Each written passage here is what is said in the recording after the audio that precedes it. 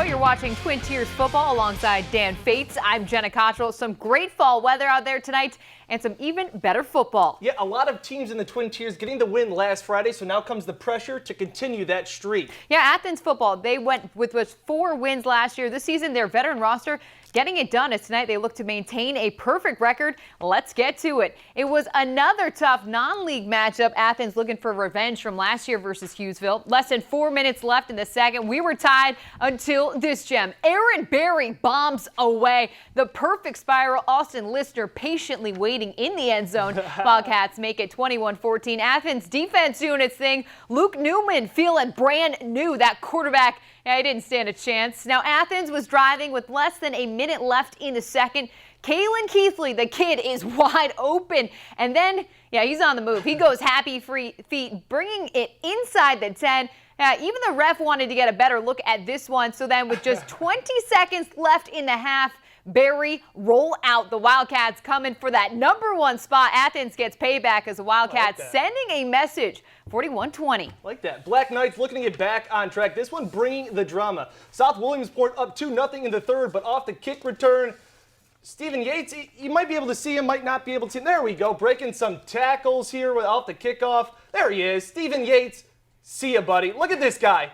Nobody puts a hand on him, and you guessed it. He's going from the 40, the 30, all the way. 77-yard touchdown, and the Black Knights take back the lead. Later, no, this is not a replay. It just looks just as pretty. Yates, again, just don't kick it to him. The guy is impressive. Doesn't get all the way, but looked like Devin Hester there, and then a little bit later, Keegan Kisner, check out this run. Hit the B button here like Braxton Miller, and then he's bouncing off tackles. I mean, you just can't touch him. The okey doke, and he gets in with a spin move. The Black Knights doing it with flavor, but Southport pushes it into extra time. Twanda loses this one in a heartbreaker, 40-37 in overtime. Well, Waverly looking to stay hot after beating Johnson City last week. Taking on Oneonta in the first quarter. Peyton Miller looks for the receiver. Let's just do it himself. Breaks past the Yellow Jackets, a little foot loose. He step out at the 20.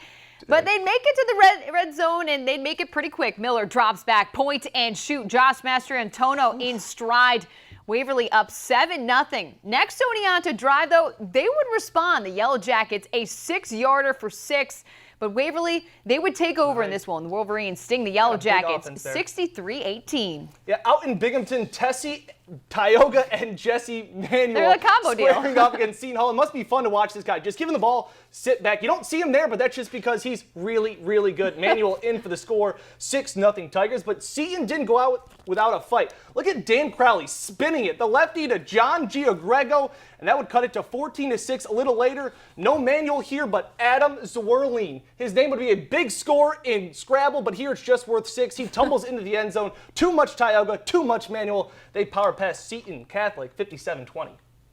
Well, Dryden and Groton renewing an old rivalry. Only 7 miles separating the two schools. First half winding down. Dryden had the lead, but here Groton's Nate Ossett with the fastball and Adam Kronk doing his best Gronk impersonation. Where's the spike? Diving catch in the end zone. The Indians would trail 27-14 at the half. Then Dryden back on the attack. Check out QB Trevor Gardner. The slight offhand fakes it one way, then gives it the other to Edge, and he's gone 33-20. Dryden still out in front.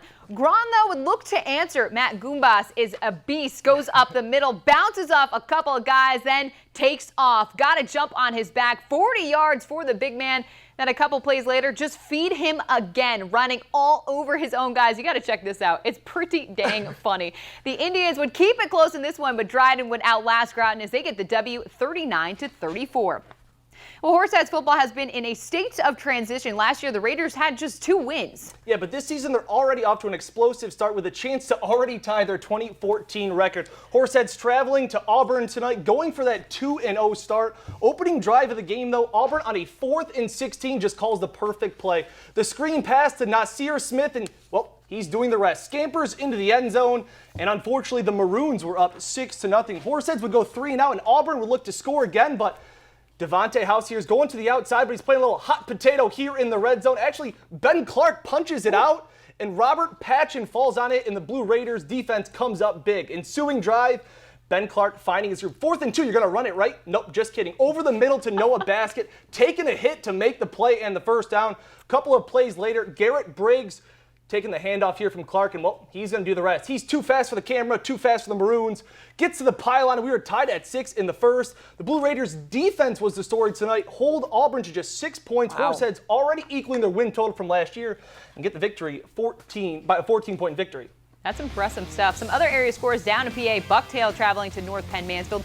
Brock Burley went 16 for 19 with 270 and 4 touchdown passes as they smashed past the Tails 46-0. Then Wellsboro out Muncie. The Green Hornets, they're just doing fine without Mike Petropolo. Wellsboro wins it 33-12. Yeah, more in Pennsylvania. Sayre made the trip to Canton. Head coach Steve Sattery getting his first win in a big way. The Redskins pound Canton 42-8. Then Troy at CV, the Trojans getting a game-winning 27-yard field goal from Colin Binfield with just 3 seconds on the clock to get the win, 35-34. And in New York, Section 5, Wayland Cohocton at Bath. The Rams trample the Eagles 45-0. Then Hornell hosting Letchwork, and the Red Raiders power past the Indians by a 35-6 final.